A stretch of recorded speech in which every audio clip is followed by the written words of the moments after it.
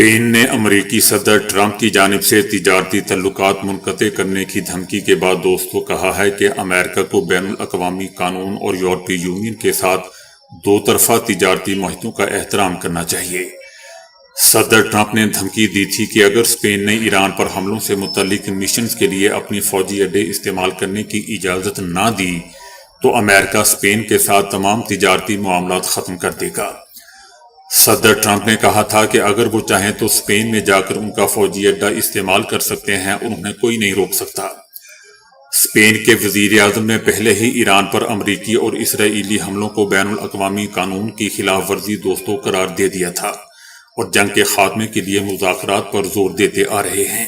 Spain کی حکومت نے واضح کر دیا ہے کہ ملک کے فوجی اڈے جو امریکہ کے ساتھ مشترکہ طور پر چلائے جاتے ہیں وہ ایران کے خلاف کسی کارروائی کے لیے استعمال نہیں ہوں گے۔ اس فیصلے کے بعد دوستو امریکہ نے اسپین کے روٹا اور مرون فوجی اڈوں سے 15 طیارے جن میں ایندھن بردار ٹینکر بھی شامل تھے منتقل کر دیے۔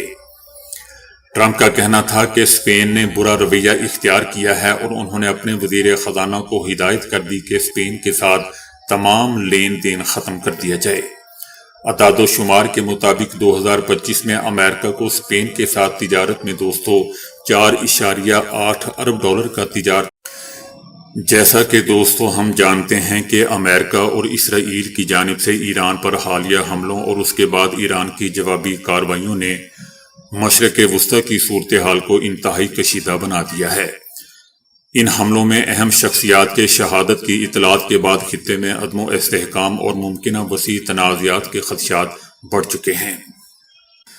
جیسے ہی جنگی کارروائیوں کی خبریں منظر عام پر آئیں، سوشل میڈیا صارفین کی توجہ بلغاریہ کی معروف نابینا نجومی بابا وانگا کی پرانی پیشگوئیوں کی طرف مبذول ہو گئی۔ بابا وانگا دوستو جن کا انتقال 1996 میں ہوا تھا، ان کے بارے میں کہا جاتا ہے کہ وہ آنے والے برسوں کے عالمی حالات، سیاسی حالات سے متعلق مختلف پیشگوئیاں کر چکی تھیں۔ بابا وانگا نے 2026 کے ابتدائی مہینوں میں ایک بڑی جنگ کی پیشگوئی کی تھی جو مشرق سے شروع ہوگی۔ سوشل میڈیا صارفین موجودہ ایران، امریکہ اور اسرائیل کے درمیان بڑھتی ہوئی کشیدگی کو اسی ممکنہ پیشگوئی سے جوڑ رہے ہیں۔ پیشگوئی میں کہا گیا تھا کہ اس جنگ کے اثرات دنیا کے مغربی خطوں خاص طور پر یورپ پر شدید پڑیں گے۔ بعض دعووں کے مطابق یورپ کو معاشی اور سماجی بحرانوں کا سامنا کرنا پڑے گا اور خطہ طویل عرصے تک عدم و استحکام کی کیفیت میں چلا جائے گا۔ اسی تناظر میں دوستو بابا وانگا سے منسوب ایک اور دعویٰ بھی گردش کر رہا ہے کہ عالمی تنازعات کے بعد روس ایک بڑی عالمی طاقت کے طور پر مضبوط ہو کر سامنے آئے گا اور بین الاقوامی طاقت کے توازن میں نمایاں تبدیلی آ جائے گی۔ تاہم ماہرین کا کہنا ہے کہ ایسی پیشگوئیوں کی کوئی سائنسی بنیاد موجود نہیں ہوتی اور عالمی حالات کا تجزیہ مستند سفارتی اور سیاسی حقائق کی روشنی میں ہی کیا جانا چاہیے۔ موجودہ صورتحال کے تناظر میں بھی پیشگوئیوں کی بجائے زمینی حقائق اور سرکاری بیانات کو زندہ اہمیت یا زیادہ اہمیت دی جانی چاہیے۔ زندہ یا زمینی اہمیت دوستو پھر یہی نظر آ رہی ہے کہ امریکہ اور اسرائیل ایران سے جوتے کھا رہا ہے۔ چلیں اس کو اس طرح دیکھ لیتے ہیں۔ جرمن چانسلر کا کہنا ہے کہ یقین نہیں کہ امریکی اور اسرائیلی حملے ایران میں اندرونی تبدیلی لائیں گے۔ امریکی صدر ٹرمپ سے ملاقات کے بعد انہوں نے کہا کہ ایران سے ایسا معاہدہ چاہتے ہیں جو اس کا جوہری پروگرام ہمیشہ کے لیے ختم کر دے۔ ایران میں حکومت کا خاتمہ ایران اور ایرانیوں کے لیے اچھی خبر ہوگی، لیکن یقین نہیں کہ وہ امریکی اور اسرائیلی حملے ایران میں کوئی اندرونی تبدیلی لا سکیں گے۔ دوسری طرف کینیڈا کے وزیر اعظم نے کہا ہے کہ امریکہ اور اسرائیل کو چاہیے کہ بین الاقوامی قوانین کا احترام کریں۔ دوستو چائنا کے پروفیسر جیان جو کہ بہت فیمس پروفیسر ہیں، انہوں نے دعویٰ کیا ہے کہ ایران نے 20 سال اس جنگ کی تیاری کی ہے۔ چائنیز پروفیسر جیانگ کا کہنا ہے کہ امریکہ 21ویں صدی کی جنگ لڑنے کے لیے تیار نہیں ہے۔ جس طرح یہ جنگ آگے بڑھ رہی ہے، ان کا کہنا ہے کہ ایران کو امریکہ پر کئی برتریاں حاصل ہیں۔ حقیقت یہ ہے کہ اس وقت یہ امریکہ اور ایران کے درمیان ایک طویل تھکا دینے والی جنگ بن چکی ہے۔ پروفیسر کا کہنا تھا کہ ایران اس تصادم کے لیے 20 سال سے تیاری کر رہا ہے۔ اپنے مذہبی فکر اور نظریہ آخر کے تناظر میں ان کے نزدیک یہ عظیم شیطان کے خلاف جنگ ہے، ایک بہت بڑے شیطان کے خلاف جنگ ہے۔ پروفیسر صاحب کا کہنا ہے کہ ایران نے اس سے پہلے بھی کئی مشقیں کی ہیں۔ گزشتہ جون میں 12 روزہ جنگ ہوئی تھی، جس میں ایرانیوں نے اسرائیل اور امریکہ دونوں کی حملہ آور صلاحیتوں کا جائزہ لیا تھا اور انہیں پرکھا تھا۔ اس کے بعد انہیں 8 مہینے مکمل تیاری کا وقت بھی مل گیا۔ ایران نے اپنے اتحادی گروپوں حوثی، حزب اللہ، حماس اور شیعہ ملیشیاؤں کے ذریعے امریکی ذہنیت کو بخوبی سمجھ لیا ہے اور اب ان کے پاس امریکی طاقت کو کمزور کرنے اور بالآخر امریکی سلطنت کو ختم کرنے کی حکمت عملی موجود ہے۔ ایران دراصل دوستو صرف امریکہ سے نہیں بلکہ پوری عالمی معیشت کے خلاف جنگ لڑ رہا ہے۔ وہ خلیجی تعاون کونسل یعنی GCC کے ممالک کو نشانہ بنا رہا ہے۔ وہ امریکی اڈوں کے ساتھ ساتھ ان کے توانائی کے بنیادی ڈھانچوں پر حملہ کر رہا ہے۔ آگے چل کر وہ پانی صاف کرنے والے پلانٹس کو بھی نشانہ بنا سکتا ہے، جو ان تمام ممالک کی شہرک مانا جاتا ہے کیونکہ ان کے پاس قدرتی تازہ پانی نہیں ہے۔ حقیقت دوستو یہ ہے کہ خلیجی ممالک کی 60 سے 70% پانی کی فراہمی انہی پلانٹ سے ہوتی ہے۔ اگر $50,000 کا صرف ایک ڈرون ہی ریاض جیسے شہر کے کسی بڑے پلانٹ کو تباہ کر دے جہاں 1 کروڑ آبادی ہے تو وہ 2 ہفتوں میں پانی سے محروم ہو جائیں گے۔ اسی طرح ایران نے عملاً آبرائے ہرموز بند کر دی ہے، جبکہ خلیجی ممالک اپنی 90% خوراک بھی اسی راستے سے حاصل کرتے ہیں۔ اس وقت ایران سعودی عربیہ، متحدہ عرب امارات، بحرین اور قطر کے وجود کے لیے خطرہ بن چکا ہے۔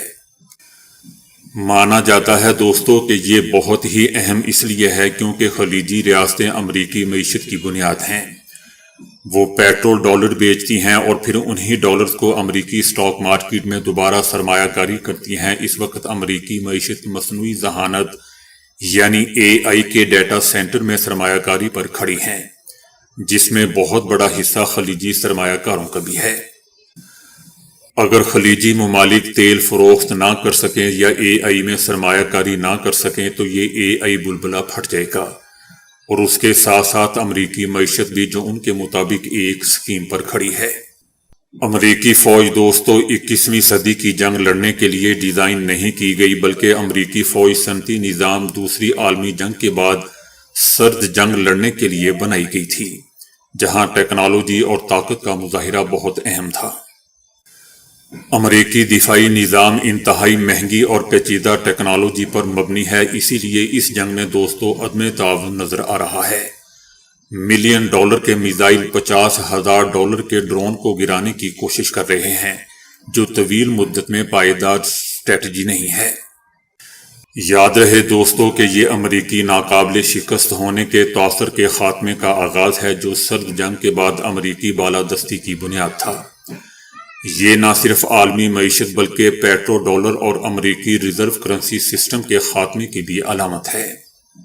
اب دنیا ایک کثیر قطبی نظام کی طرف جا رہی ہے۔ اگر امریکہ ایران میں زمینی افواج بھیجتا ہے تو یہ اس کے لیے تباہ کن ہوگا، مگر صرف فضائی حملوں سے کبھی بھی کسی ملک میں حکومت کی تبدیلی نہیں ہوئی۔ زمینی فوج درکار ہوتی ہے۔ اگلے چند مہینوں میں امریکہ پر دباؤ بڑھے گا اور وہ زمینی فوج بھیجے گا، خاص طور پر خلیجی ممالک اور اسرائیل کی طرف سے۔ اگر خلیجی ریاستیں گر گئیں تو پیٹرو ڈالر بھی دوستو ختم ہو جائے گا۔ اب ان ممالک کے پاس صرف 2 ہی راستے ہیں، یا تو ایران کو اربوں ڈالر دے کر جنگ رکوائی جائے یا پھر امریکہ زمینی فوج بھیج کر ایرانی خطرے کو ہی ختم کر دے، جو کہ ناممکن نظر آتا ہے۔ سعودی عربیہ اور اسرائیل دونوں ایران میں حکومت کی تبدیلی چاہتے ہیں۔ سعودی عربیہ کے لیے ایران زیادہ بڑا وجودی خطرہ ہے کیونکہ سعودی معیشت دوستو مکمل طور پر تیل پر منحصر ہے۔ ایران حوثیوں کی مدد کر رہا ہے، جو سعودی عربیہ کے لیے ایک مسئلہ رہا ہے۔ سعودی معیشت اس وقت دباؤ میں ہے۔ وہ سیاحت، ای سپورٹس اور نیوم جیسے منصوبوں کے ذریعے معیشت بدلنے کی کوشش کر رہے ہیں، مگر اس میں کامیاب نہیں ہو پا رہے۔ اسی لیے سعودی عربیہ پورے مشرق وسطی کے تیل پر کنٹرول چاہتا ہے۔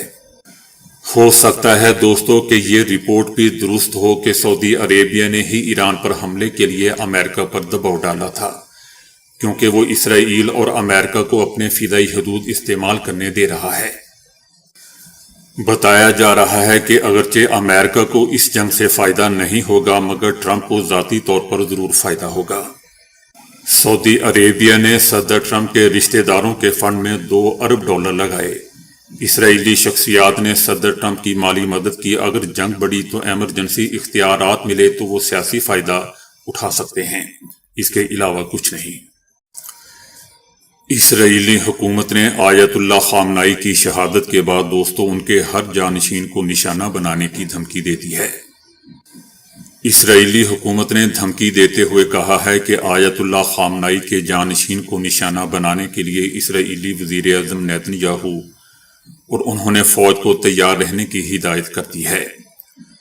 اسرائیلی حکومت کا کہنا ہے کہ اس سے کوئی فرق نہیں پڑتا کہ اس جانشین کا نام کیا ہے اور کہاں چھپا ہوا ہے، ہم خامنائی کے بعد ان کے ہر جانشین کو نشانہ بنائیں گے۔ اسرائیلی حکومت کا کہنا ہے کہ امریکی شراکت داروں کے ساتھ مل کر ایرانی حکومت کے خلاف آپریشن جاری رکھیں گے۔ برطانیہ کے سابق سینئر نیٹو کمانڈر کا کہنا ہے کہ دنیا میں تیسری عالمی جنگ چھڑ چکی ہے۔ ایران پر امریکہ اسرائیل کے حملے اور پھر ایران کی جانب سے خلیجی ممالک پر جوابی حملوں کے بعد پیدا ہونے والی صورتحال پر انہوں نے اپنے خیالات کا اظہار کیا ہے۔ ان کا کہنا تھا کہ وہ سابق فوجی کی حیثیت سے وہ یہ بات بنا سوچے سمجھے نہیں کہہ رہے، حقیقت میں انہیں یہ خدشہ ہے کہ اس وقت دنیا جنگ عظیم سوم دیکھ رہی ہے۔ ان کا کہنا تھا کہ جنگ شروع تو ایک مقام پر ہوتی ہے، مگر اکثر یہ کسی دوسرے مقام پر ہی ختم ہوتی ہے۔